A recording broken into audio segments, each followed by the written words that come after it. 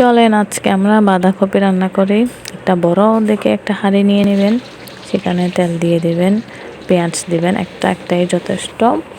এরপরে এখানে 3 চামচের মতো লবণ দিবেন, যদি পানি বেশি দেন 1 চামচ হলুদ দিবেন, তারপরে 2 চামচ অথবা 3 চামচ লাল মরিচ দিবেন, যার মানে ঝালের অনুযায়ী। এরপর একটু করে পানি দিয়ে দিবেন, একটু নেড়ে ছেড়ে দিবেন।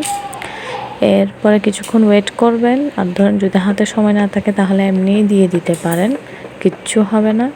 দিয়ে একটু নেড়ে চেড়ে ঢাকনা দিয়ে দেবেন। আমার এখনও ঢাকনা দেয়নি, আমি এখনও ফুলকপি দিতেই আছি। এরপর ঢাকনা দিয়ে দিবেন কিছুক্ষণ কষানোর জন্য।